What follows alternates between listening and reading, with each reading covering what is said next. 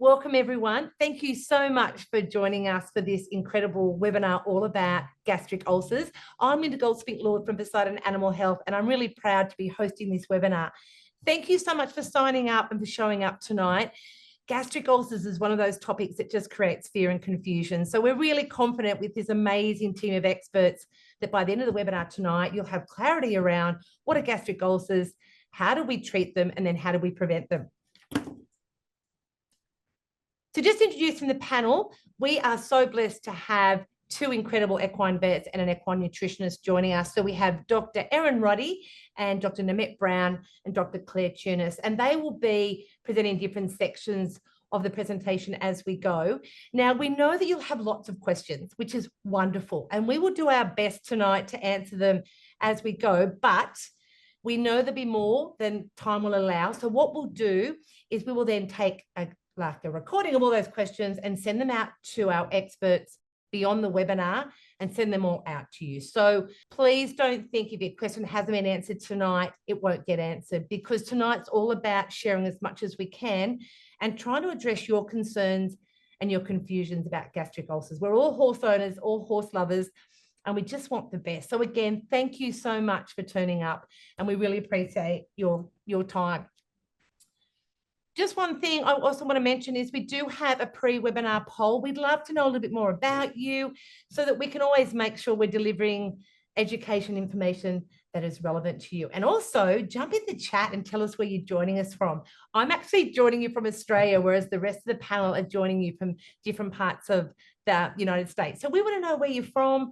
Tell us a little bit about you, even maybe why you've come along tonight. We're keen to know as much as we can all about you. Now, motivation, besides the incredible information that you're about to receive, is to stick around until the end, because we are going to give away 3 incredible gut packages. So 3 lucky people joining us tonight will get to experience the incredible magic of these Poseidon products that we'll talk a little bit about at the end.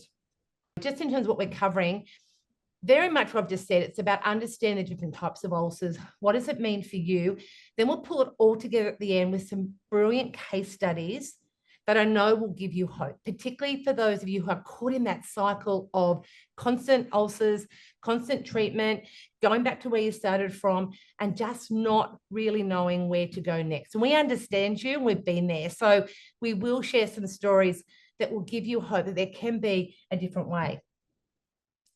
Just before we start, and I hand over to Dr. Nimet, just a reminder that we know we love our horses. We want the best for them. Sometimes we forget how much our human domestication, things that we ask of horses, how much it has an impact. And so whilst today we're talking about gastric ulcers, it's just a reminder that the way we're feeding, the way we're housing, managing our horses is actually having an impact. And as horse owners, it's time for us to think, how can we do things differently? But by you showing up tonight, you're already one step ahead. On the right there, there's a photo of a gastric ulcer, literally an open wound in the stomach. And I know we'll have some more slides to share with you about that. And just I guess a last reminder, and we will say this over and over, it really is time to rethink how we treat and manage gastric ulcers, because they are tricky, and sometimes just by looking on the outside, it really isn't an indication of what's happening in the inside. And for any of you that's ever had a mouth ulcer before, you know how painful they are.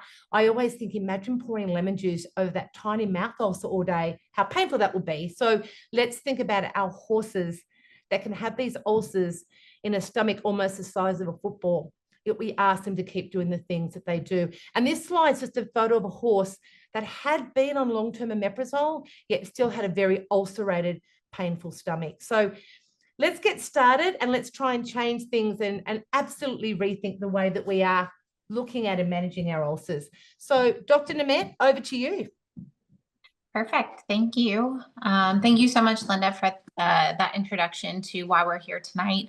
I'm really excited to talk to everybody. I am an equine internal medicine specialist in Central Kentucky, and I see a wide range of horses from thoroughbred brood mares, stallions, sport horses, ponies, I think this topic is something that's really important because we see ulcers in almost every single population of horses that we look at. So this is some research that I put together that sort of explains what populations are at risk. And one of the first things you'll notice is there really aren't any horses that are excluded from this list. So when we think about horses that are maybe in the most stressful environments, we tend to think about those horses like thoroughbred racehorses or standard bred racehorses that spend a lot of time in training, spend a lot of time in stalls, and are exercising at pretty high standards. But interestingly, although we do see up to 100% of racehorses having ulcers, we also see ulcers in populations that have a more ideal life, including those horses that I consider like the adult thoroughbred on a stud farm that is out in the pasture quite often and has a more ideal life. We still see ulcers in almost half of that population. University teaching horses, interestingly, were on the lower end. And again, that may depend on their lifestyle. And then even when we look at postmortem exams or autopsy reports on horses that actually live in the wild, we can see a fair number of horses still having gastric ulcers. So it's certainly not a disease process that is limited to just the sport horse population or just horses that are in training. It really is something that we see across the board. And that's why it's really important to really focus on this disease process and then come up with ways, easy ways that we can help our horses through this. Oh. So a little bit of background about the stomach of the horse. This is just a little brief anatomy lesson, but the horse's stomach is a little bit different to our stomach in that it's composed of two different regions. So coming down the esophagus, we get into the stomach, and that's the squamous part of the stomach, and it covers about a third of the stomach. It's lined by a squamous epithelium, and that's how it gets its name. And this part of the stomach really doesn't have any glands. It's really sort of synonymous in the external structure as the esophagus is. And so that just continues into that first part of the stomach. And then we have this squiggly line in this picture, and that's the margo plicatus, which is just a cool way of saying that's the division between the squamous mucosa and the glandular mucosa. And the glandular mucosa is the lower half of the stomach and the bigger part of the stomach. It makes up about 2/3 of the structure, and it consists of glands that secrete acid and pepsin and lipase, but also has some bicarb and mucus associated with it. This part of the stomach is really important because those secretions are actually what helps us digest our food. But those are the secretions that then can help lead to gastric ulcers. And a lot of those secretions are what we're trying to limit when we think about medications that are used to treat gastric ulcers. So those are the ones that we attack and try to decrease, because in the squamous part of the stomach, we see a lot of ulcers as a result of that. So what are gastric ulcers? And this is a really important question. So in this picture, you can see that black thing coming down to the bottom right of the screen. That's the scope. So a long 3-meter scope goes down into the stomach and down the esophagus into the stomach. And that's what we're looking at. So the entrance of the esophagus into the stomach, and we're looking back at ourselves. And that sort of round reddened area is an ulcer, along with some of the areas sort of closer to the middle of the screen. And that is a sort of a good picture as well, dividing the squamous mucosa, which is that light pink or white area where the scope is, and the darker pink region, which is the glandular mucosa. And we can see gastric ulcers in both sections of the stomach, so both that squamous portion as well as the glandular portion. Those squamous ulcers are, and we'll get into this a little bit more later, but the squamous ulcers are really dependent or caused by those acid secretions or splashes from the glandular mucosa and that juicy fluid that you can see in the left of the picture. When it gets splashed up against that squamous mucosa, the more contact time it has, the more likely a horse is going to have ulcers. Glandular ulcers are actually caused by a slightly different mechanism, and that's the lower part of the stomach. The glandular part of the stomach then opens up into the small intestine. That part of the stomach gets ulcerated in response to stress and as well as decreased blood flow to that area.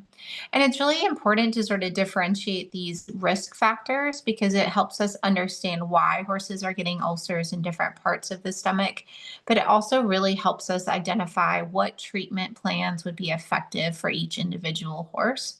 And that becomes really important because we can create a unique individualized plan based on these risk factors. So how do ulcers develop? So this is the million-dollar question. And it is a little bit different for the squamous disease versus the glandular disease. So the squamous disease is certainly much better understood. And what we really know about this disease process is that the glandular portion of the stomach secretes acid. And in an empty stomach, that acid portion of the liquid can splash up against that squamous mucosa. And with prolonged exposure, the surface of that squamous mucosa gets eroded away, as you can sort of see in this picture. The glandular mucosa, as you saw in the previous picture, and you'll see in a couple ones to come, that's where all the acid and the fluid is already sitting. And it actually has barriers to protect itself from ulceration, or at least from ulceration caused by exposure to acid. And so we see glandular ulcers occur when we see a breakdown of some of these protective factors. So the mucus layer in good bacterial colonization versus bad bacterial colonization. And then in times of stress or inflammation, we can see a breakdown of some of these protective barriers that help prevent ulceration in that glandular mucosa. The glandular mucosa is also really sensitive to blood flow. And so when we use medications like NSAIDs, flunixin, or phenylbutazone, or even firocoxib, we can see a breakdown in some of these barriers, which again would make us more prone to developing ulcers in that glandular mucosa. So more sort of a deep dive into squamous disease, the risk factors that we think about would be exposure to acid. So whether it's exposure because of an empty stomach or exposure because there's too much acid. And we can see that as a result of feeding schedules and exercise schedules. And then certainly horses that have stereotypic behaviors like cribbing or stall weaving or sort of stress-associated behaviors that we think about. Glandular ulcers, the risk factors for those are a little bit different. Again, we think about sort of stress-associated ulcers being these glandular ulcers, and things that in the research has really been shown. Things that are risk factors for glandular disease are the things we associate with stress in horses. So exercise frequency. So these sport horses that are in training getting ridden 4 or 5 days a week, sometimes by different riders too, right? So your trainer might get on it one day, the assistant trainer might be on it one day, and then you might only be able to get out to ride your horse a couple days a week. And that can be stressful on horses too. And as I mentioned before, the use of NSAIDs or anti-inflammatories certainly can affect the glandular region of the stomach.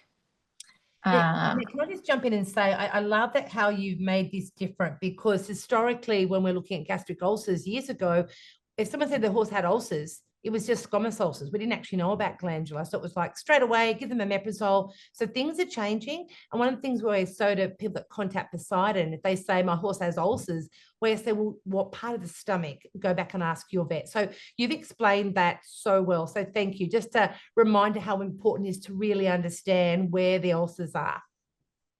Yeah, thank you so much for bringing that up. And I think it is really important to know because it affects how we want to move forward in treating those ulcers for sure. Um, So clinical signs of ulcers really can vary. And it's interesting because a lot of people want to blame ulcers for a lot of problems. And then a lot of people are really disappointed when it's not, when it is ulcers. And a lot of people are disappointed when it's not ulcers.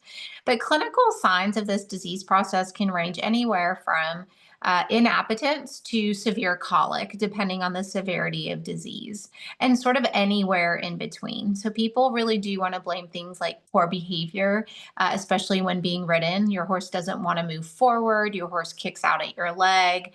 Potentially poor behavior when you're attacking up your horse, biting at its sides.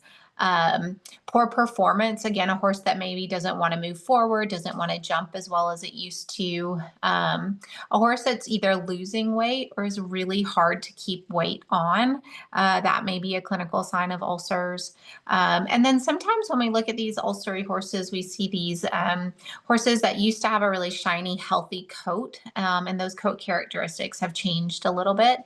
And again, whether these clinical signs are just significant of the gastric ulcers or just disease in the GI tract is hard to differentiate. But certainly, we know that gastric ulcers can cause a lot of these clinical signs.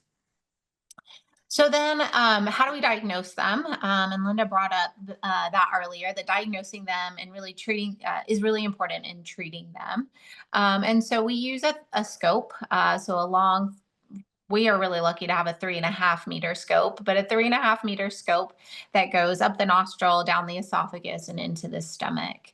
And that 3.5 meters is really essential to get to this glandular mucosa. And these sort of puckered images on the right of the normal glandular mucosa, those are that's the pyloric outflow. So that's the entrance to the small intestine. And in a large sort of 1,500 pound or 650 kilo horse, you need every bit of that 3.5 meters to get to that portion of the stomach. So these are just some images of normal mucosa. So on the squamous mucosa, it's this sort of bright white, shiny surface. There's no pock marks, there's no scarring, there's no open wounds. And then in the glandular mucosa pictures, it's this shiny pink surface that doesn't have any evidence of bleeding. There's no scarring, there's no scabbing there. And when we're doing a live scope, you'll see pretty good motility of that region as well. So for our squamous ulcers, we have a pretty unique grading system. So 0 meaning everything looks beautiful, and 4 meaning we have extensive lesions throughout the squamous mucosa. And I'll show you some pictures of some of these. And then sort of anywhere in between. So grade 1 to some single ulcers that are grade 2, more extensive ulcers that are grade 3. The grading system for glandular ulcers doesn't truly exist yet. We just tend to describe those ulcers as opposed to grade them because it's hard to differentiate what ulcers in the glandular portion of the stomach are actually creating clinical signs. Whereas, as you'll see through these pictures of the squamous mucosa, the worse they look, the more painful these horses are. And that's harder to differentiate in the glandular mucosa. So this is a horse that has grade 1 ulcers, and another sort of doctory word for that would be hyperkeratosis, which just means that it's thickening of that outside layer, outside epithelial layer. I sort of akin this to like callus formation on your hand. Like if you have over exposure to something over and over again, you're going to sort of thicken it and get to protect yourself. And that's what this grade 1 ulceration is. Grade 2, oh, and then here's another picture of some hyperkeratosis. So you can sort of see in this picture, again, our scope coming in down the esophagus. There's some thickening of the squamous mucosa, and you can sort of see cracks in that. So that's that callus formation or hyperkeratosis that we see in grade 1 ulceration. Grade 2 ulceration are considered smaller single multifocal lesions. So as you can see on the picture with 2 images, those pinpoint sort of almost open wounds that you're seeing with a raised edge around them. And then as you sort of move over to the other side of the slide, you can see some more extensive erosion. So you can see that squamous mucosa has been eroded away, and you can go down to the other layers of the stomach. Grade 3 ulcers are more extensive. So again, these scabs or wounds are found more diffusely around that squamous mucosa. These might be a little bit deeper, but they're not quite bleeding yet. And there may be these ulcers around the whole squamous mucosa as opposed to certain areas. And then grade 4 are ulcerations that are very severe. So you can see these bleeding ulcers on the image on the left. It's almost difficult to differentiate between the glandular mucosa and the squamous mucosa. And then on the right image, these are quite deep ulcers that aren't quite bleeding yet, but close to it. And Nimet, I think, as you said before, there's acid constantly pouring on to these open wounds. Yeah, and as Linda mentioned with the lemon juice example, it cannot feel good to have acid poured all over these open wounds for sure. This is just another picture of some grade 4 ulcers, so the most severe ulcers that we can see. And you may have noticed that these pictures with a scope, with us looking back at our scope, is pretty common. And that's just because that is called the lesser curvature of the stomach. And that's a very common place for ulcers because it's the first part of the stomach that gets exposed to acid when the stomach is empty or not full of food. The other part of the stomach, which is called the greater curvature, we tend to think of getting splashed on, whereas this part is the part that sort of stays under acidic juice on a more constant basis when the stomach is empty. And then glandular ulcers, again, are a little bit harder because we, one, don't know as much about the pathophysiology or what causes them. But the normal mucosa should have this pink, shiny appearance. And as you can see in these two pictures, glandular ulcers can look quite different and varied. So anywhere from reddening to raised nodular lesions to bleeding ulcers that are circled in this one image. And then some of them even have the appearance of more scab-like lesions as well. And we don't typically grade these, but we do describe them. So raised hemorrhagic lesions or raised fibrinous lesions would be those that have more of a scab-like appearance. And these are just other images of pyloric ulcers, and you can sort of appreciate between all of these images that they can look very different in horses. And so because we don't really understand what makes them look so different, it is hard to grade them because visually it's hard to tell which ones are more severe than others. So we could see a horse with severe bleeding ulcers in the pyloric region that doesn't have any clinical signs. And then we could see some horses that have some mild reddening in this lesion that have pretty severe clinical signs. And so the grading system hasn't really been adapted yet. And then treating ulcers is really dependent on, of course, where the ulcers are. And so that's why it's really important to scope your horses and determine where the ulcers are. And our sort of hallmarks of therapy are going to be to try to decrease the acid, help coat that mucosa to protect it a little bit better, and then decrease the risk factors associated with ulcer formation. So some of our treatment options would be just histamine receptors inhibitors. So these histamine receptors are some that secrete acid. So ranitidine is the most common one that we see. And it inhibits acid production, but it does require 3 times a day treatment because it has a pretty short duration of action. And so not as commonly used anymore just because it's a little more cumbersome for people. At least in the US, it does tend to be a little bit cheaper than omeprazole, but doesn't work quite as well or as long. Proton pump inhibitors are probably the more common treatment these days, and this is omeprazole or in the US, the brand name Gastric. And there are some other products available now as well. The difference between these and the histamine inhibitors is that this type of medication inhibits all of the pumps that secrete acid. And so it does work a little bit better. It's a little bit stronger of acid suppression, and it works for longer periods of time. So pretty much 18 to 24 hours of acid suppression if given the full dose. And that makes it quite nice. It does have a couple little nuanced tricks to it, like giving on an empty stomach or before stressful events. And we are seeing some in both intravenous and intramuscular long-acting formulations, at least in the US, that would be available hopefully soon. And then a newer formulation that people are using now is esomeprazole, which is the same thing as I think it. Well, now I can't remember. Anyway, it's a human medication that is available over the counter, and it's a buffered either capsule or paste, and it's very similar to omeprazole, and so it can be used very similarly.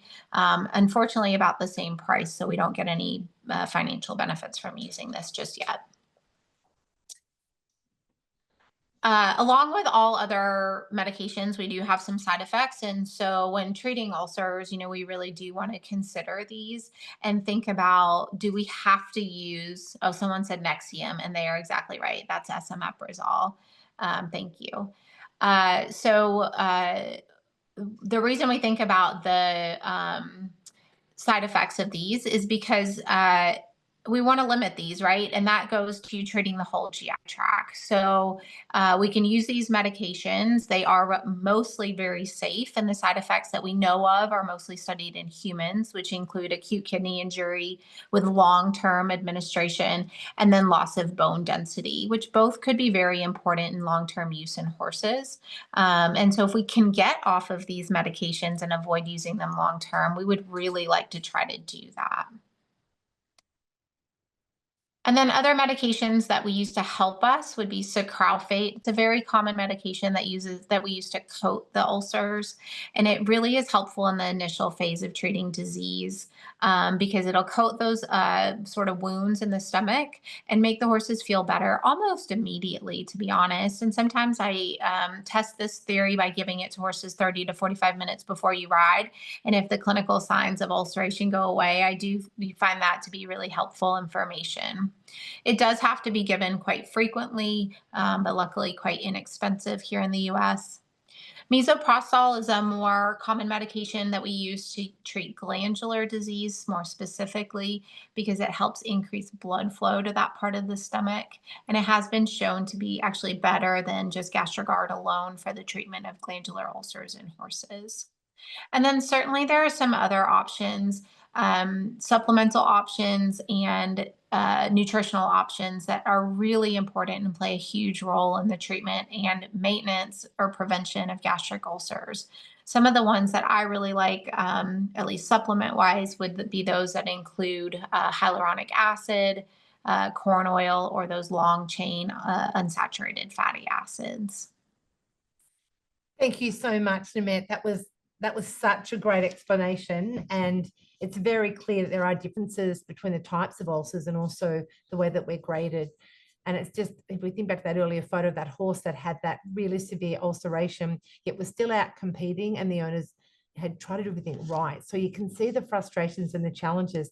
So that will lead very nicely into talking about diet and management. So I'll hand it over to you now, Dr. Clair. I think there's a great quote, isn't it, Einstein, that says doing the same thing over and over again and expecting different results is the definition of insanity. I think it's really important that, when we've had our horses diagnosed with ulcers, and I can sit here saying, I'm one of these people. I had my horse scoped this morning, and I'm looking at lovely pyloric ulcers. So you have to change something, right? The medications and treatments are fabulous, and it's wonderful to have them. But we also have to look at, we're hearing from Dr. Nimet that there are stress factors and environmental factors that play into these ulcers. So we have to kind of look and see what can we change so that as these horses come off their treatment protocols, we've done things to try and hopefully prevent them from coming back again. So diet is a very large part of that, of course. So We're going to take a little bit of a look at forage and the role that plays, the role the grain plays in ulcers, different types of forages, and then also a little bit about, how we actually manage our feeding. So one thing we haven't mentioned, which I think is really important, is that, horses evolved in environments eating very low nutritional quality forages. And because of that, they had to eat forages almost constantly, all around the clock in order to get the nutrition they needed. And as a result of that, they evolved with this, constant trickle feeding of consuming these fibrous, low quality forages. And so they secrete stomach acid constantly, whether they're eating or not. That's different than you or I. We secrete acid in response to a meal, and we sit down at the dinner table and we smell the food in the kitchen and we go, oh, it's dinner time, and we start secreting stomach acid. So horses are going to be secreting stomach acid whether you put food in front of them or not, because they're expecting to be constantly eating.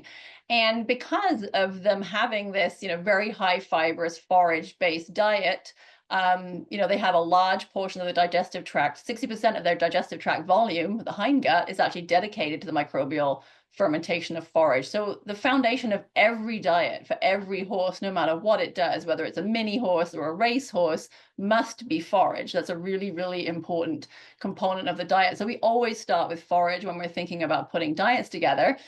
And, based on research looking at horses left to their own devices consuming forage, they would choose to eat a minimum of 1.5% of their body weight per day as dry matter from forage, up to 3% or more in some individuals.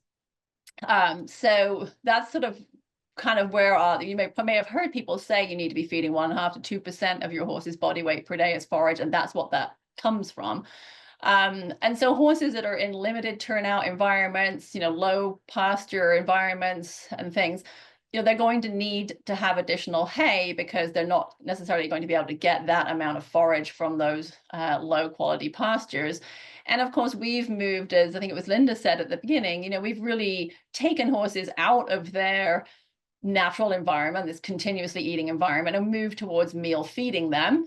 And that creates a lot of challenges for that digestive tract because of that constant secretion of stomach acid. I should add, what's really cool about the constant consumption of forage is that requires saliva. And equine saliva is quite special.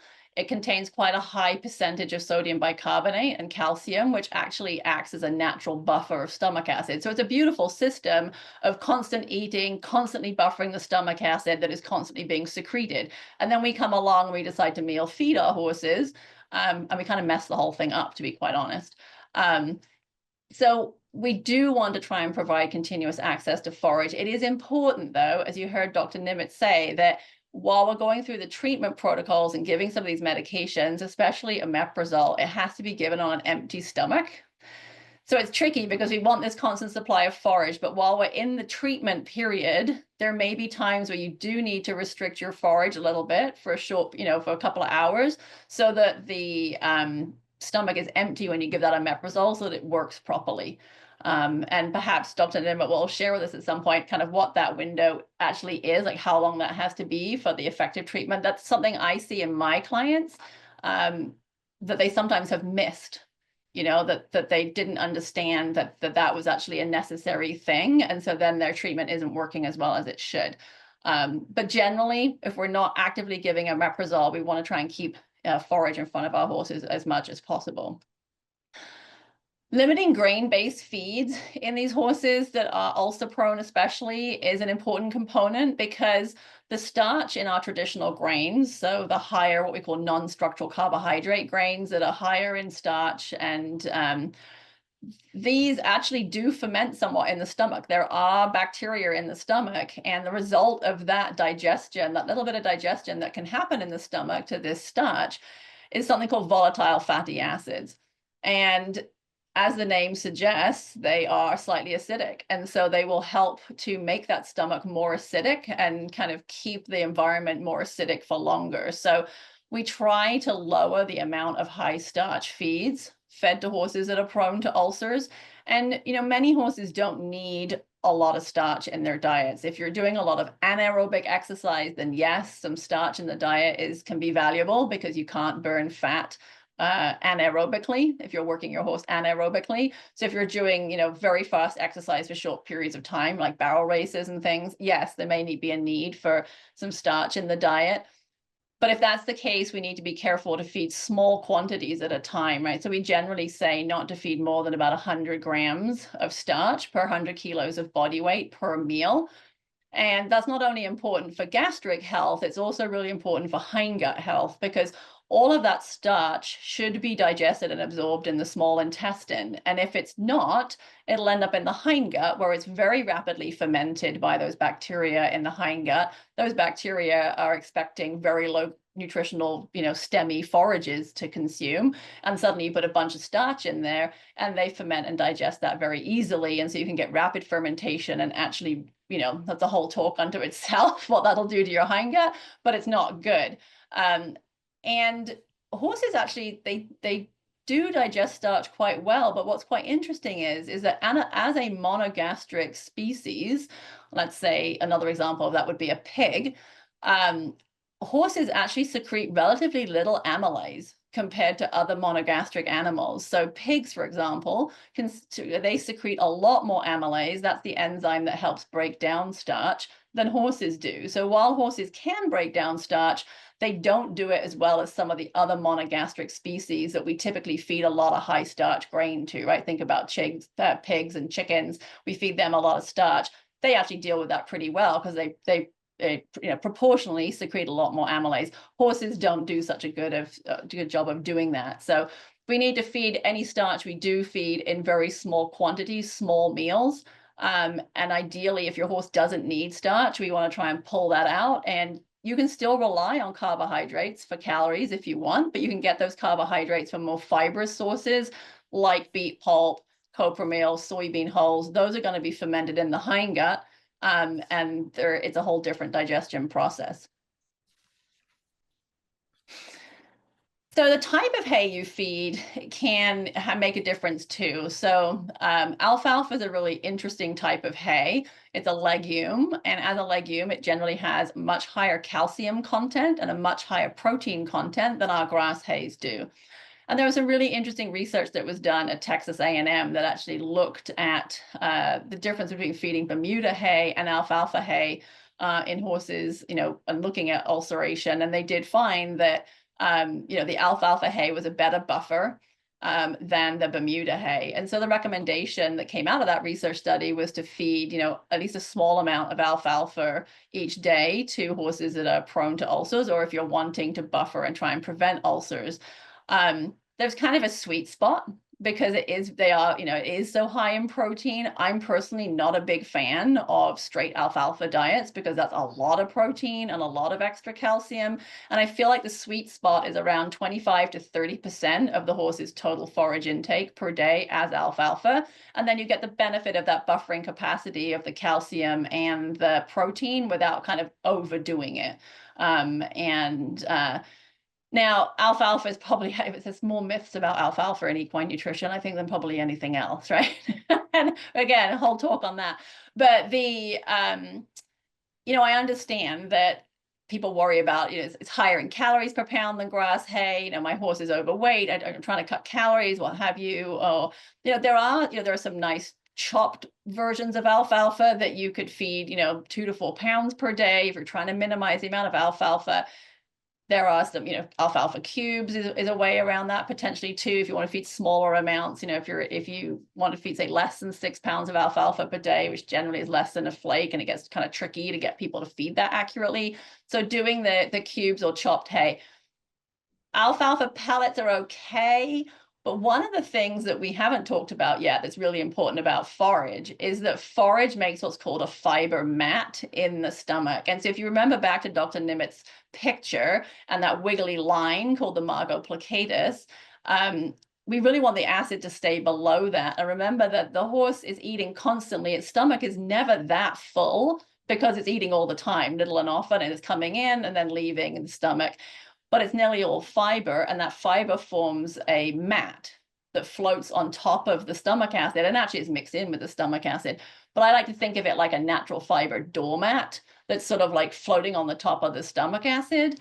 And it's helping to keep that acid down below the margo plicatus and stop it splashing around. So not only do you get the buffering capacity from the calcium and the protein in the alfalfa, when you feed longer stem alfalfa, you're going to get a much better mat than alfalfa pellets that are just going to crumble and make tiny, tiny particles. So you will get buffering from the pellets, but you won't get the benefit of the mat. And they also don't take as much chewing, so you won't get as much saliva when you feed pelleted hay as you will when you feed longer stem hay that takes a lot longer to chew and a lot more saliva production. So lots of things to think about, I realize, but that's another reason why forage is so important, is that fiber mat. And then utilizing strategic feeding management. So, proper timing of feeding, is really important for gut health. I think many of us grew up hearing that we shouldn't be exercising our horses after they've eaten. And, and honestly, we now know that's about as far from the truth as we want to get. And I'm certainly not advocating, going and doing gallop sets on a really full stomach, but we really don't want to be exercising our horses on an empty stomach, right? We want that fiber mat in there to stop the acid splash as we're working our horses. We want them to have been consuming forage recently, so it's nice and buffered in there. So, many of us, myself included, might get to the barn sometimes before perhaps the barn has fed in the morning, and we're riding super early and they get breakfast after we fed, or maybe we come in the evening after work and we're riding at like 5 and maybe the barn doesn't feed until 6 and that horse hasn't had hay since the morning.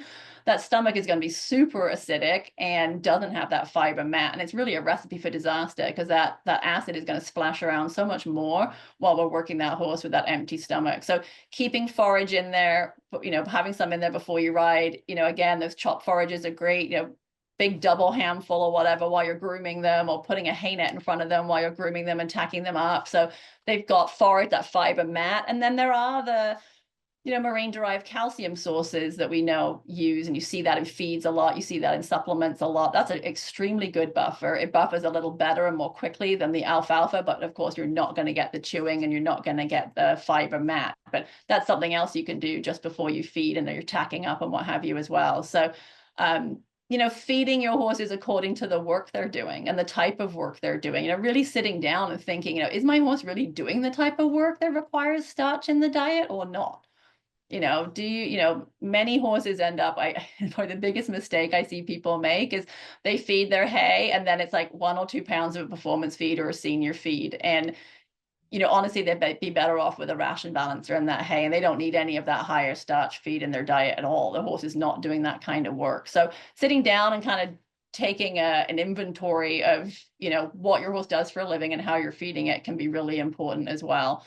And then things like, feeding alfalfa before grain, because again, it's going to buffer the stomach acid better before that grain gets in there. I mean, there's all sorts of things, making sure, again, trailering, like making sure they're not trailering on an empty stomach and they're well buffered. There's lots of ways things creep in and that we maybe aren't thinking about.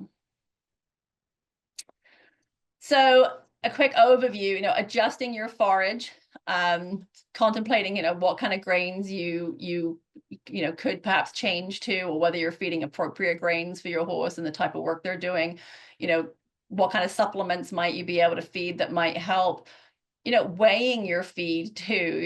It's a lot of, I get a lot of scoops and cups, and even on my intake paperwork for my clients, I say, can you please put your feed in, weigh it, and I get these cups and scoops and what have you, and I'm like, I don't know what size cup you're using. So weighing your feed is really important. And a quick cheat there, you don't have to do it every day. You can get a scoop and a Sharpie marker pen and weigh the amount you need and draw a line on the scoop and just fill it to that level every day, and then it's weighed every time you feed it. So again, making sure that they have adequate access to forage, different types of forages. All the forages offer something slightly different. So that's a big component of gut health as well. And then, thinking about how much time is your horse really out on pasture? If it has access to pasture, what kind of quality pasture is that? And realistically, are they getting enough forage from that? And I live somewhere where our grasses die off in the winter, and, they don't need a lot of hay in the summer, but in the wintertime, we have basically no grass in our pasture, and you have to switch to hay. And it's sometimes it's tricky to kind of those season changes to get that right, and to really get the right amount of forage in them to account for what they aren't. It can look like there's a lot more out in the field than there actually is. So I would also encourage you to get out in your pastures and walk your pastures. Don't just look at them from a distance, because they often look better from a distance than they are when you're standing in them. And then maintaining your horse's lifestyle, when you're out and about, managing stress is huge, right? So, avoid, for the squamous ulcers in particular, right? These are the ulcers that really, the acid splash ulcers is kind of how I like to think of them, right? So anything you can do to buffer the stomach acid and prevent acid splash. So that's avoiding those long periods of forage, making sure that they're chewing a lot to buffer that stomach, that you've got some alfalfa in there for this buffering capacity, having that paddock turnout time. That's really important for sort of stress and decompression, right? For horses, reducing time intensity of exercise. Do you really need to ride 5 days a week? Maybe you could get away with, I actually know quite a lot of professionals who've switched from 5 days a week to 4 days a week and actually admit their horses actually are going better with a little less, 4 intense days and maybe a 5th day of hacking or whatever, but their horses are going better. And then making sure you have forage in the stomach, when you are exercising them. And then with the glandular ulcers, again, thinking about getting creative, 4 days of, like, can you spread your working days out? And I know sometimes it's tricky because we get in that I work them Monday through Friday because I'm away at weekends or what have you, but can you do it so that it's like 3 days on and a day off, or what have you, and kind of mix that up a bit. 2, I believe there's some research suggesting too that actually 2 days back to back off is beneficial. So it's not just the 5 days on, like, it's like actually giving them the 2 days back to back, right? So it's like 4 days of work and 2 days of not doing anything and then back to work is also beneficial. Regular routine handlers. I worked with somebody recently whose horse is very sensitive, and we kind of ran all the way through her program, and she realized that when she went to the show, she nearly always does night check, but she hired a guy to do night check. And the horse that she's had since he's a 2-year-old, he's now 10. I suddenly said, well, maybe he missed you doing night check, right? That was a change in his schedule. He's used to you putting your head over the stable door at 10 o'clock at night, not some random guy you hired. He probably was like, who the heck is this, right? So the schedule and the routine, any way stress can creep in is a problem for these glandular ulcers. What you play on the radio in your barn aisle can be an issue, right? There's research showing that, classical music and not talk radio is better. So that, what your staff are listening to in your barn aisles can make a difference. So anything that reduces stress, you have to really run an inventory of your whole program. Can I just jump in, Dr. Clair? That was fabulous. You keep that real and simple, and I think we can all look at that and go, that makes sense. And it does bring up questions. I guess the point I wanted to make is that if you don't have your horse with you and it is in a barn, you may be sitting there thinking, there's not much I can do about all these things. We don't want to add guilt to that.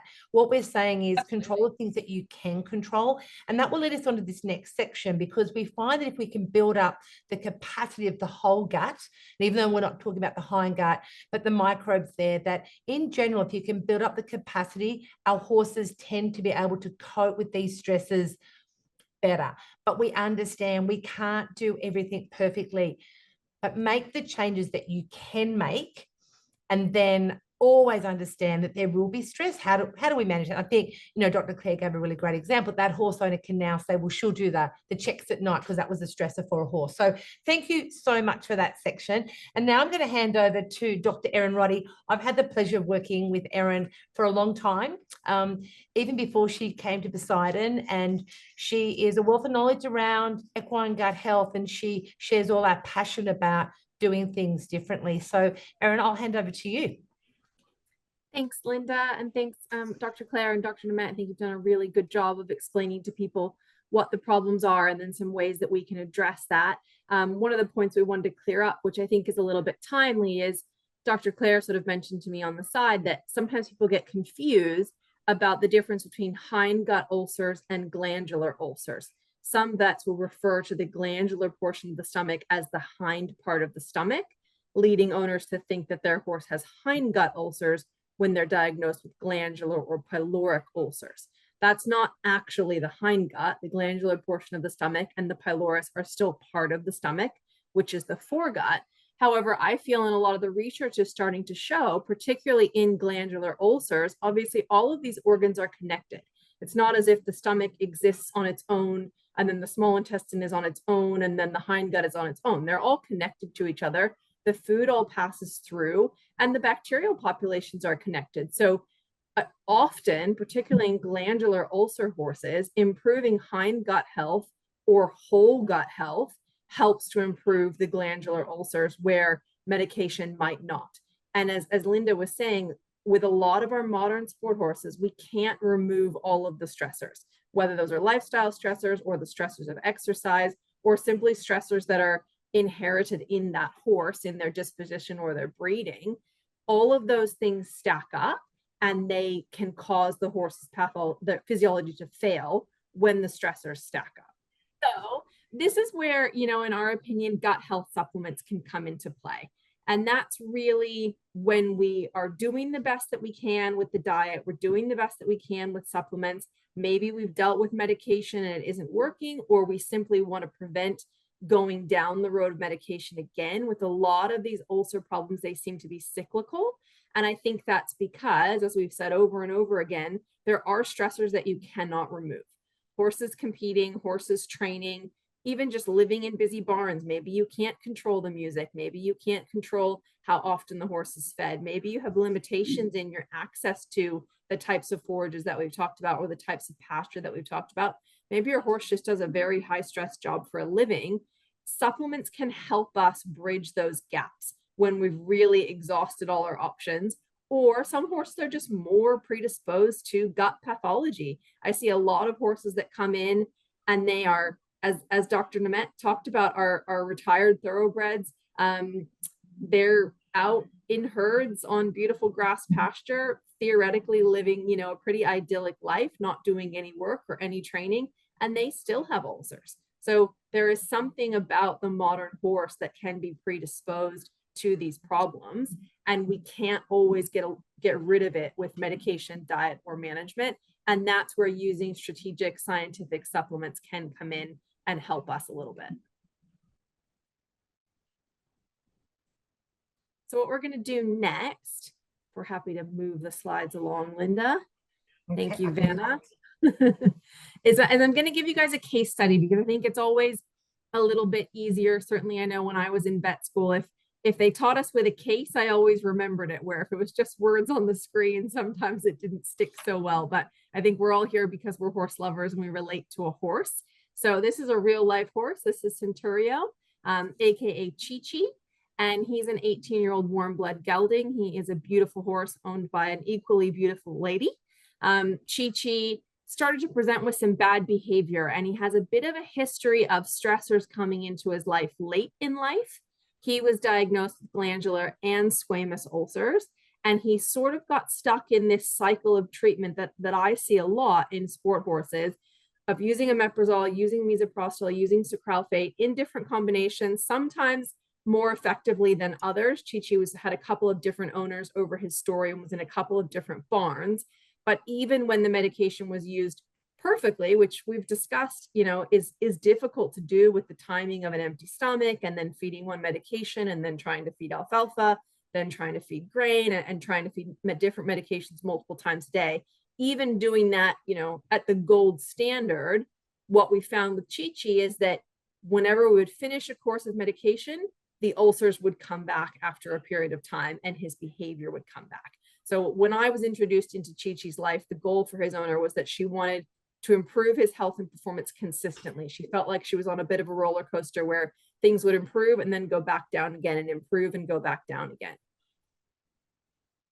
So he, as I said, was an 18-year-old horse. He had a long, successful career as an FEI dressage horse. As he got a little bit older and he started to drop down the levels from Grand Prix, he was sold to an amateur rider in another state for quite a lot of money as a bit of a schoolmaster.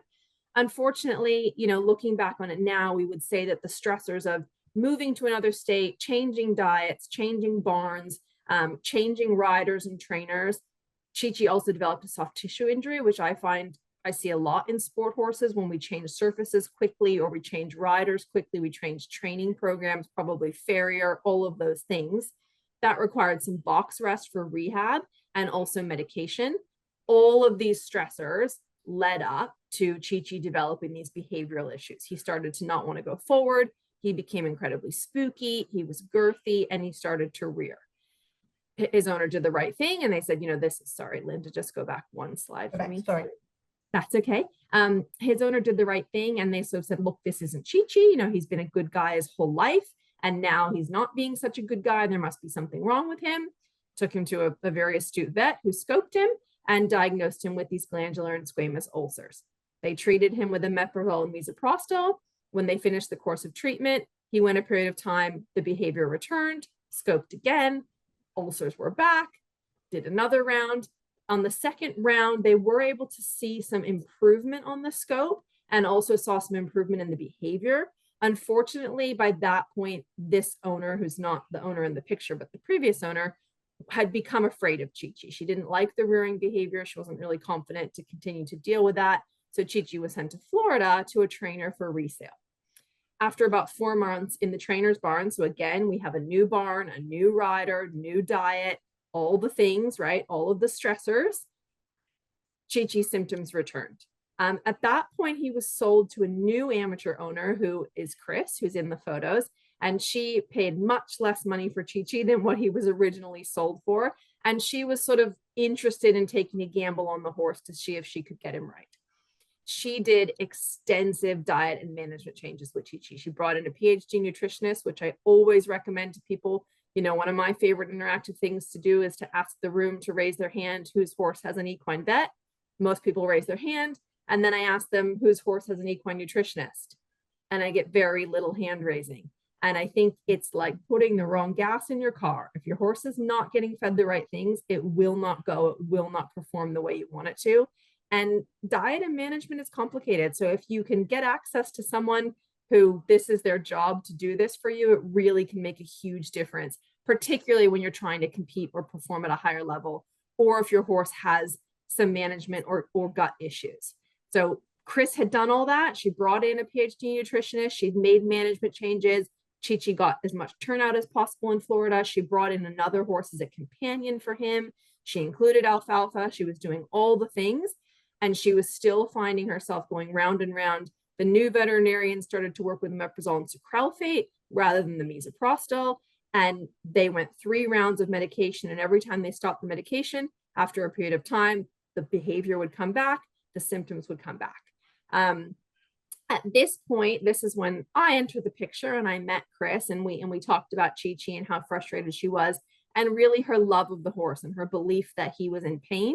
And if we could just get him out of pain, that everything would go back to being normal. But she was pretty frustrated that she'd obviously invested a lot of time and a lot of money in trying to fix Chi-Chi, and she felt like she was just going around and around. So we decided to do what we call our gut reset protocol with Chi-Chi. And we use 2 of our products, which we'll talk about a little bit at the end, but I want to talk about how we do that. So we have a paste and we have a powder. The paste is called Stress Paste. The powder is called Digestive HP. We start the Digestive HP and the Stress Paste at the same time. As we build up the HP, we use the Stress Paste to protect the gut and support it. And then I normally do a month of HP before I stop ulcer medication. Now, this isn't, you know, I can't tell you exactly what will happen with your horse, because some horses, when we look at them after a month, we're really not happy with where they're at. And so we might go 2 months, we might even go 3 months. But when I feel like the horse is eating well and performing well, we will stop the ulcer medication. When we do that, we will do another round of Stress Paste. I personally find it, sorry? So can I just jump in? I know you'll explain this in a moment, but just to clarify, Stress Paste is not a calming paste. It is gut stress. And I know that Erin will go into that in a moment, but just wanted to clarify that straight away. When talking about Stress Paste, it's not what you think of as a traditional calming paste. Sorry to interrupt, Erin. That's okay. Yeah. So we're talking about reducing the stress on the physiology of the horse's GI tract, not attempting to sedate the horse. So it's not good horsemanship as defined by USAF to attempt to sedate horses, and most calming pastes that contain tryptophan. The studies in horses show that tryptophan actually causes excitability, not calming. So the paste doesn't contain any tryptophan. We'll go over what it does contain. But really in this slide, I'm just trying to show you the protocol that we use, which is 3 to 5 days of the stress paste when commencing the HP powder. And then we continue the powder for at least 1 month, possibly 2 or 3, depending on the severity of the signs and the improvement we're seeing in the horse, before we stop ulcer treatment and we do the paste again. So what we find, and what we certainly found with Chi-Chi, and we found with a lot of other horses that we've done this protocol on, is that they improve and they stay improved. We stop the cycle. So what we found with Chi-Chi is that we were able to stop ulcer medication. The first month we were able to remove all of the behavior. This behavior improved. In the second month, we were able to increase his intensity of training, which he tolerated. One of the amazing things about Chris as an owner is she was now in tune with her horse enough that at one point in that second month, she called me and she said, you know, today Chi-Chi just got a little bit light in the bridle. He didn't do anything wrong. He didn't go up, which you'll see in a moment, the video of him going up, but she felt that he was getting a little light in the bridle and he wasn't loving his work. And I said, Chris, let's do another 3 to 5 days of stress paste at that point. That resolved the problems for Chi-Chi, and he was able to continue his intensity of training with the aim of competing. And that was a really good point for me with an owner, that she was able to pick up on that early sign of him being in discomfort. I think sometimes we miss some of those early signs. Maybe we think, oh, the horse is having an off day. Maybe the horse is being resistant, or we just don't notice before we get way down the track of actually having ulceration. So remember, any sign of a change in physiology is actually well down the track of the stress occurring. So the ulcer doesn't happen instantly. It's a repeated insult that causes that wound. And so when Chi-Chi was starting to show his behaviors again, he was telling Chris that his stomach was uncomfortable. Because she was able to pick up on that and address it quickly, I think we stopped him from going down that cycle again of actually becoming ulcerated and requiring medication. In the third month, Chris was able to take Chi-Chi out and compete him, and you'll see a video of that. He won his Inter 1 test at his first show out with her. That was back in December, and he scored a 61, I believe. In January, he went out and he scored a 65. And then this month in February, he went out at Inter 1. And it was interesting. She called me again from the show. The first day had been very spooky for Chi-Chi. It's kind of a covered arena. There was a lot going on, and he was a bit stressed. And we said, yeah, increase the stress paste dose. She was able to do that. And then on the second day, he scored a 67, which is his highest score he's had with her so far. And she is just thrilled with him. So he's been able to stay off ulcer medication. He's been able to cope with intense training and competition and actually perform better and better using the addition of these supplements in this protocol, where previously medication, diet, and management really hadn't done it for him. So I think it's just important to look at the fact that in sport horses, or in horses that have stress, a lot of times just doing the diet and the management alone won't do it, because we can't take away all of the stress. And also just understanding that while the medications are what we have, and in some cases they're effective, we always have to remember these medications were designed for the human stomach, and the human stomach functions very differently than the equine stomach. So we are seeing a lot of horses that repeat ulceration or don't improve to medication, and there are other options out there. So I think Linda will now play the video of Chris and Chi-Chi and Helios. My name is Christina Blankenship, and these are my horses, Centurio and Helios. And both of them have different digestive issues. Helios had fecal water syndrome after dehydrating really severely. And Centurio came to me with really severe ulcer issues. He would pretty much rear and stand up on both hind legs, and really be difficult when he was in pain. And we got the vets involved and did all the things that vets do, which is the sucralfate, omeprazole, and we did the course that was recommended. We took him off and got the same result. So we did another course and got the same result. and did another course and tried everything. We managed the diet. We spoke with nutritionists. We did everything that every expert told us to do.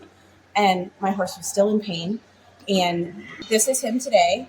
At regionals, I met with Dr. Erin Roddy, and she told us about the product. After regionals, put him on her protocol for weaning off of the omeprazole. So he started taking digestive HP, and we put him on that for a month. After the month, we weaned him off of the Gastric and followed the protocol. We also used stress paste for him, and he is a changed animal. He took me down Central Line this weekend. We won our class with a 61.9. I'm super happy to endorse this product. It is a game changer. We're able to restore their microbiome. His fecal water syndrome is normal, and I'm hoping to be able to compete with both of them for a long time without having to resort to very expensive drugs that just mask the problem instead of fixing it. I think obviously I always get a little bit of a chill when I watch that video, because Chris is just such a lovely horse owner, and she really had all the respect in the world for this horse. And what you can't hear in the rearing video is that the clinician on the ground has just said that he's going to go and get the driving whip to make the horse go forward. And it was at that moment that Chris decided that something had to change, because she knew her horse, and she knew that he was telling her that he was uncomfortable. And I think the beautiful thing about horses like Chi-Chi is that as soon as we made him comfortable again, he was absolutely happy to go back and do his job. He didn't hold a grudge. He carried Chris down that center line and is doing that schoolmaster job that he's so well suited for when he's not in pain. So it's a really beautiful story, and she's a really beautiful owner, and he is just the loveliest horse, and he is continuing to improve every month. His coat gets better. Chris is very happy to tell you that his tail growth is improving. His tail had really sort of wasted away to nothing, and he's gaining muscle back and able to do his work and cope with all of the intensity of training that is required.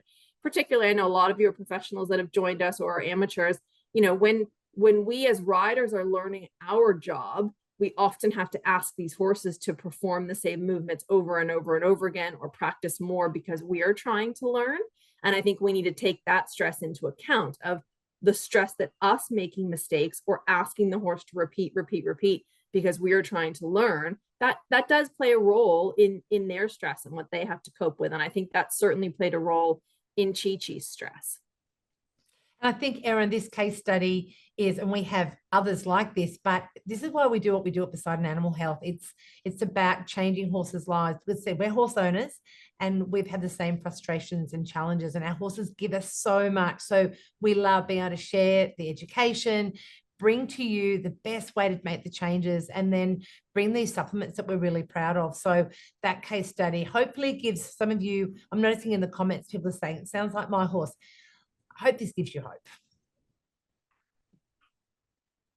So now we're going to talk a little bit about the products that we use. So stress paste is obviously the paste. And one of the things that is important about the sort of design of stress paste is that we know that owners in the horse industry feel that when their horses are stressed, they need to give them a tube of something. That's sort of well trained in the human horse owning world. If I'm going to travel my horse, or I'm going to compete him, or I'm going to do something with him, he will require some sort of tube. So we have made you a tube, which is not going to attempt to sedate your horse, but is actually going to do the things that is going to help their physiology when they are stressed. And that's one of the things we've talked a little bit about, the evolution of the horse and how they are actually a really cool system. They just aren't a system that was designed to be stressed for a long period of time. And unfortunately, we have discovered that they're really fun to ride, and they're very athletic, and it's very enjoyable to ride and train them and compete them. But that is stressful for the horse. It's certainly not what they were designed to do. And it causes issues in their physiology. So we have looked at all of the systems in the horse and how they are affected by stress. And we have looked at the science, and we have made you a tube of ingredients that will help protect your horse from the stress that they are going to encounter, because they are a modern sport horse and they don't live on the plains with a bunch of their buddies eating, low quality, low structural carbohydrate forage around the clock and making babies, which is what they were designed to do. So the stress paste is really important. It's a show safe paste. There's nothing in it that is going to cause a problem from a swabbing perspective. And it sort of supports horses in all different forms of stress. So whether that's training, whether that's maybe you're trailing on an empty stomach, maybe you're riding for a long period of time, maybe the hay is changing or the feed is changing or the water is changing. Maybe we have a different person doing night check. Maybe it's really hot. Maybe it's really cold. Maybe you live in Florida and it's going to be really hot and then really cold and then really hot again, because that happens here every single week. Anything that is going to stress your horse out. I get a lot of clients that tell me, you know, the most stressful day for their horse is when the farrier comes for whatever reason. Horse is easy to catch all the time, but when the farrier comes, nobody can catch the horse. Any sort of situation where you feel like your horse might be stressed, stress paste is the perfect tube that you can give them. So we talked a little bit about the ideal uses. The best way to use it is sort of 30 to 60 minutes before a one-off stressful event, whether that's trailering or riding. If you're going to have days of stress, so for example, you're going to an away show, or maybe you are introducing a new batch of hay or having an extreme weather event. I even use it when I'm weaning mares and foals. I will repeat a dose of stress paste every 4 to 12 hours to maintain that whole gut stability. Obviously, when we're removing ulcer medications, I like to do it for 5 days. I'll do an initial dose of a whole tube, and then I'll do half a tube 2 to 3 times a day. And as we spoke about with Chris and Chi-Chi, when she noticed that maybe with the intensity of training increasing, Chi-Chi was starting to develop some of his old habits. And that might be, she noticed it under saddle. Some people will tell me, oh, the horse got a little bit girthy again, or maybe it didn't want to stand still. It wasn't tolerating brushing as well. Any of those little things where you go, oh, the horse doesn't seem quite right. That's a really good sign that they aren't quite right. And stress paste is a perfect thing. You can repeat that course very easily and just give them that little bit of extra support. And a lot of times we don't realize what the change in routine has been. Our horse does, but we don't. Any of you that have horses at home, you know, I mean, my horses notice if someone new is visiting my neighbor's house 10 acres away. They notice a different car that isn't normally there. That is what they are evolved to do, is to notice change in their environment, and they're very sensitive to change in their environment. They're prey animals. That's how they keep themselves safe. So we may not even have noticed a change. They've noticed it and they've reacted to it. And we just need to try to stay on top of those stressors. And Erin, just onto that, you know, for those of you who are competing your horses, you know, you take your horse to competition, everything's changed. They're heard, the routine, the lights, the noise, the sound, the water, everything changes. And yet we expect them to turn up and do their job, and can't understand why day 3, perhaps their ears are going back, the manure's a bit loose now, they're kicking out, their transitions aren't as smooth, they're shying at the jumps. I mean, we're not saying you don't rule out other, you know, physical problems, but we just ask so much. And as Erin's saying, stress has an impact, because horses every day are just trying to stay alive, and they are so wide to any change in their environment. So again, what we're saying is this whole routine, stress pace is just that. It's not for long-term everyday use forever, but it's about those times where, you know, the stress is just quite significant. So it's one of those products that we just love. Thanks. And we'll move on. Yeah. So then digestive HP is our powder, and that is for everyday use. I like digestive HP to be fed twice a day, sometimes 3 times a day if I'm dealing with a horse that is particularly ulcer prone. As Dr. Clair mentioned, it does contain that marine algae, which is a great source of calcium, and that's a great buffer for the stomach. So particularly if you cannot feed alfalfa for some reason, or are choosing not to feed alfalfa, or you just need additional buffering, digestive HP does have a really good combination of buffers in it that do the entire GI tract. So in horses where we're having particular meal feeding, or, you know, a horse like Chi-Chi that is obviously very susceptible to ulcers, he gets HP 3 times a day, because we're just extending the duration of that buffering. But in addition to buffering, as we talked about, none of the organs in the GI tract are separated from each other. They're all connected. Particularly, we spoke about pyloric ulcers. The pylorus in the stomach is the connection to the next part of the GI tract. So something about that connection is going wrong, right? So I think it's really important that when you're talking about a gut supplement, you look at something that treats the entire GI tract and particularly supports that microbial population, because while the populations are slightly different in the different organs, they are all connected. So if we're seeing changes in pH, we're going to be seeing it across the GI tract. If we're seeing changes in microbial population, we're going to be seeing it across the entirety of the GI tract. So supporting that microbial population is really important, even if you think you're dealing with a stomach issue. Likewise, I see a lot of horses where people are convinced the horse has gastric ulcers because of the behavior. We scope, we find no gastric ulcers. We start to treat the hind gut and we see an improvement in the behavior. So while we can image the stomach really well, and Dr. Nimet has that beautiful scope and she gets beautiful images of the stomach, even her 3.5 meter scope struggles to do the entirety of the stomach. It is not going to reach further than that. So once we get further than that pylorus, we're kind of riding blind and we are just guessing. And all we can do is support the rest of that GI tract as best as we can based on what the science is telling us is effective. Somebody asked if HP can be fed once a day. It absolutely can. It's perfectly fine to feed once a day. It's just particularly for horses where I know I want a lot of gastric buffering. I try to feed it as many times a day as is reasonable. It can be mixed into feed. It doesn't need to be fed on an empty stomach. That's something I forgot to mention about stress paste. That's really great. It also doesn't need to be fed on an empty stomach, and it can also be mixed into feed. So if you have a horse that doesn't like a tube, even if you as the human being likes the tube, you can mix that stress paste right into the feed or into some wet beet pulp, whatever's convenient for you. You don't have to feed that on an empty stomach. The biggest thing about HP is that it is based on science. So each of the ingredients has a lot of scientific backing behind it, and the ingredients are chosen to work together. You'll see a lot of products on the market that contain one active ingredient that's designed to fit to treat one part of the GI tract. So you either end up with quite a number of supplements in order to treat the whole gut, or you're leaving pieces out. And I think combining what science has told us about what helps the gut into one product that actually treats the entirety of the GI tract is really effective. And that's why we see such amazing results when we use these products together.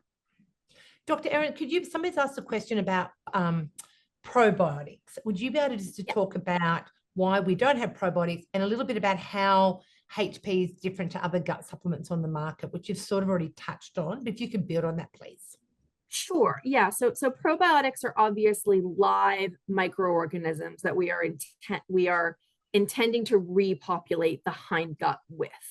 The problem with probiotics is that, as we've discussed, the horse's stomach is a very hostile environment. We've got a lot of acid in there. It is extremely acidic. One of the things that the stomach is designed to do is to kill live organisms. That's what keeps horses from getting sick, because if they ingest live organisms such as salmonella or E. coli, which they will, which we all do, that stomach acid is actually designed to kill those organisms. So getting a probiotic to the hind gut is very difficult. Even getting it to be alive in the tub on the shelf at the feed store is very difficult. You then needed to get it to stay alive in the tub for however long it's going to sit on the shelf, and then however long it's going to sit in your feed room. The horse then needs to eat it. It needs to survive the stomach, which is a big challenge, then needs to get through the small intestine, which is another physical challenge, to actually get to the hind gut.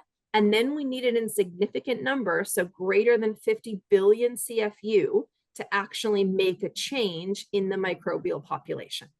That's a lot of ifs. That's a lot of challenges. There are products on the market that claim that their strains can do that.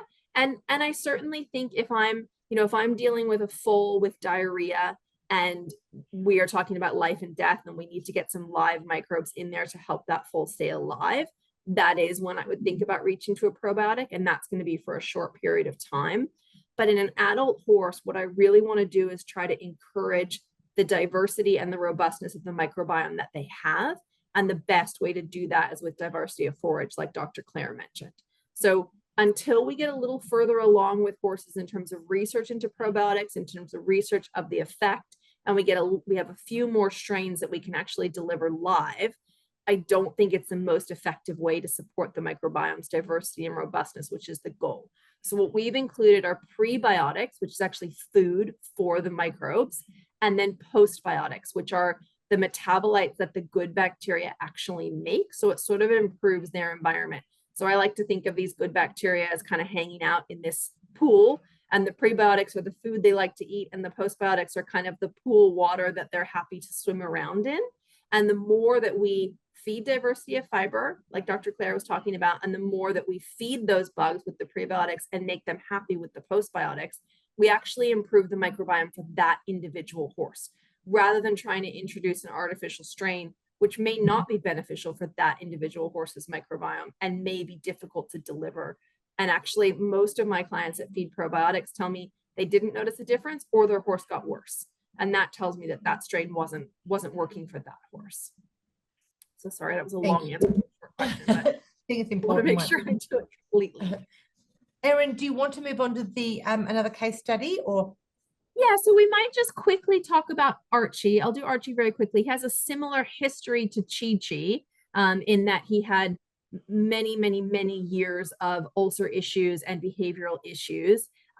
He had also been on omeprazole sort of on and off for about 7 years without being able to actually stop and without ever being able to scope cleanly. What was really interesting about Archie is that we were able to, if you go to the graph, Linda, that would be amazing. We were able to do the same gut reset protocol that we did with Chi-Chi, but we monitored Archie's fecal pH the entire time. Now, fecal pH is obviously just telling you the pH of your horse's feces. That's all it tells you, but that's a good indication of what's going on in the hindgut. And a lot of times when we see the cessation of PPIs, so omeprazole, we actually see what we call rebound acidosis. So we stop the horse from producing acid when they're on the omeprazole. When we stop the omeprazole, the horse produces oftentimes more acid than they had before, which is why we see these cyclical problems. So with Archie, we were really interested to see if we could, one, use our gut protocol to get him off omeprazole and scope clean, but also what would the effect be on his fecal pH of actually stopping the omeprazole. So as you can see, we started him on our HP and we used the stress pace the same as we did with Chi-Chi. When we stopped the omeprazole, we saw a tiny reduction in his fecal pH. We want to see that fecal pH above 6.5. If we're below 6.5, we're really in an acidic hindgut environment, and that's not healthy for the horse. Staying in the 7 range is fantastic, and that's indication of good hindgut health.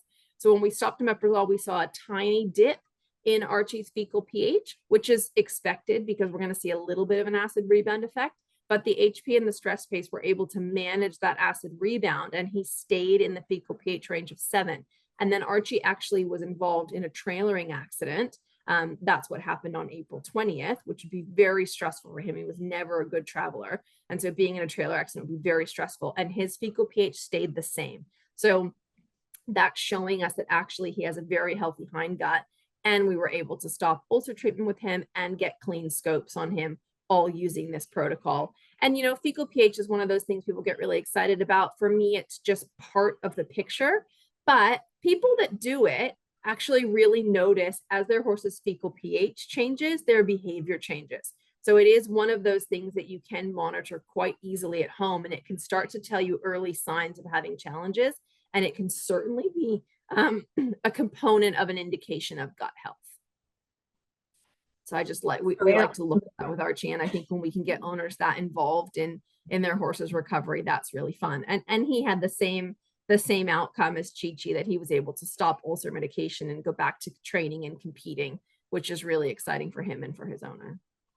And Erin also too, I mean, his owner, Rachel, was just the change. We tracked the journey the whole way. And a lot of the questions was, how was she feeling? And her enjoyment came back, and she just had her horse back. And then that case study has then led to others and others. And again, these case studies just give us hope, because we just haven't had alternatives up until now that we were confident in. So thank you, Erin. I think the science has come along. Like there is enough research out there into these ingredients, but it's just been putting them together in a way that they can be effective. And that's where we're starting to see some really good products come out that are actually doing that. And are a component of the bigger picture. As we said, it's a holistic approach. It's about doing a scope, using medication appropriately, making diet and management changes, and then often filling the gaps with some of these nutraceuticals that can just bridge the gap for us. Fabulous. I'm just looking at the time. We have gone, we aim to go for an hour. We always go over. There's just so much content to cover. The great thing is that Poseidon Animal Health is so committed to education that we will get back to you and answer these questions. We will be having more webinars. Jump on our website if you want more information. Please contact us. We are very proud of the change that we're creating in the equine space, and having these panels of experts, the experts on this panel is amazing. So thank you so much, Dr. Clair, Dr. Nimet, and Dr. Erin. Every time I do these webinars, I learn something new, and tonight was no different. So I'm hoping all of you that have come along have learned a lot. And again, I'll keep repeating, we will be sending out the recording as well as the answers to the questions. Now, as promised at the beginning, I said that we would have 3 winners to win the Ultimate Gut Health Pack. And so they are, and our team will get in contact with you. Melissa Clark, Lauren Fisher, and Regina Farr. So congratulations to all those people. But for the rest of you, there's also something to offer you. Just for this short time, we actually have a discount that you can use if you want to jump on and buy these products. And I've been looking at the comments that are coming through, and for some of you that are already buying these products and using them, you're sharing your success, that you start with one horse and then put your whole barn on it, because we are proud. These products are different. We talk about complete. What complete means is, Erin said, that the GI tract doesn't happen in isolation. So it's about supporting the whole tract. So these magnificent animals can just still be incredible. We get to enjoy them because we still want to ride, compete, do all those things.